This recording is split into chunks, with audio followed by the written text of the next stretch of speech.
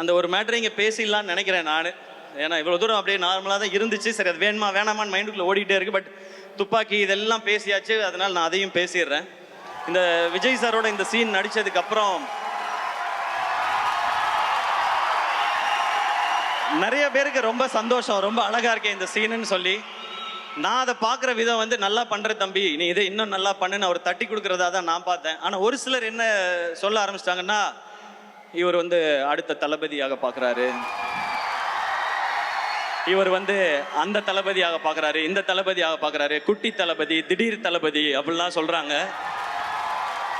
நான் சொல்லிக்கிறது ஒன்றே ஒன்று தான், நான் அப்படி நினைக்கிற ஆளாக இருந்தால் அவரும் என்கிட்ட துப்பாக்கியை கொடுத்துருக்க மாட்டார், நானும் வாங்கியிருக்க மாட்டேன். அண்ணன் அண்ணன் தான், தம்பி தம்பி தான். இந்த லெவல்லையே நான் இதை புரிஞ்சுக்கிட்டு இப்படி தான் இருக்கணும்னு நான் நினைக்கிறேன். இதை இந்த மேடையில் தெளிவாகவும் சொல்லிக்கிறேன். ஏன்னா எங்கெங்கேயோ சொல்லி பார்த்தேன், அதை சிலர் விடுறதா இல்லை. இப்போ என்ன சொல்கிறாங்கன்னா, இவர் வந்து அவருடைய ரசிகர்களை பிடிக்கணும்னு நினைக்கிறார். அப்படிலாம் யார் ரசிகர்களையும் யாரும் பிடிச்சிட முடியாது ராஜா. ரசிகர்ன்றது ஒரு பவர், ஒரு பவர் அது. விஜய் சார் வந்து இன்னைக்கு நான் படம் லாஸ்ட் படம் நடிக்கிறேன், அடுத்து அரசியலுக்கு போகிறேன்னும் போது பின்னாடியே அவரோட நின்று போகிறாங்க.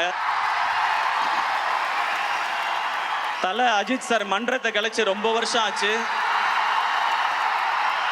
நீங்க மன்றத்தை கிளச்சாலும் பரவாயில்ல, நாங்க உங்க கூட தான் நிப்போன்னு நிக்கிறாங்க. இந்த பக்கம் கமல் சார், அவர் மாதிரி பெர்ஃபார்ம் பண்ண இந்தியாவிலே ஆள் கிடையாது. அவர் வெற்றி தோல்வி இதெல்லாம் விட்டுட்டு உண்மையான கலைஞன், என்னோட கலைஞன், உலகநாயகன் கூட இன்னமும் நிற்கிறாங்க.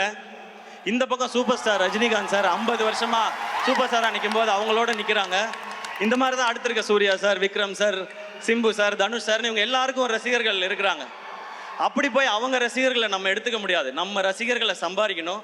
என்னோட ஸ்ட்ரென்த்துக்கு நான் ஏதோ ஒரு 13 வருஷம் போராடி விழுந்து எந்திரிச்சு கஷ்டப்பட்டு நான் கொஞ்சம் பேரை சம்பாரிச்சிருக்கேன் இங்கே.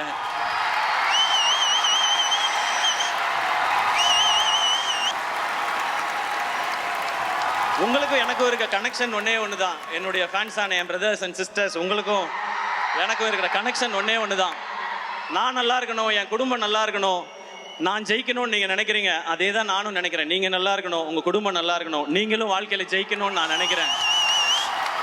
இவ்வளோதான் நமக்குள்ளே இருக்க பாண்டிங். இதுக்குள்ளே 1000 விமர்சனம் வரும், அதை பற்றி நம்ம கவலைப்பட வேணாம். நல்ல விமர்சனங்கள் வந்தால் நம்மளை திருத்திக்கிறதுக்கு எடுத்துப்போம். தேவையில்லாத, ஏன்னா விமர்சனங்கள் பார்க்காத ஆளே கிடையாது. சச்சின் டெண்டுல்கர் எல்லாருக்கும் பிடிச்சவர் தான்.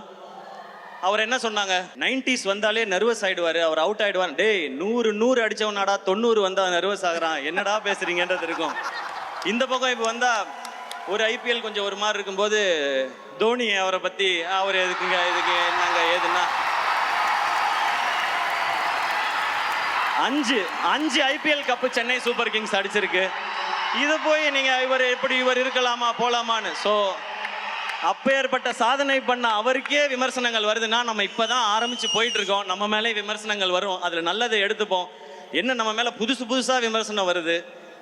நான் ஏதாவது ஒரு படம் நல்லா இருக்குன்னு கூப்பிட்டு பாராட்டணும், இதோ இவர் பாராட்டுறாருப்பா இந்த படத்தை அப்படின்றாங்க. அவங்களுக்கு நம்ம என்ன பதில் சொல்ல முடியும்? நல்லது பண்ணுறதுக்கு நாங்கள் ஏன்டா யோசிக்கணும், இதை இப்படியே நாங்கள் பண்ணிட்டு போயிட்டே இருக்கோன்றதான் நம்ம சொல்லணும்னு நினைக்கிறோம்.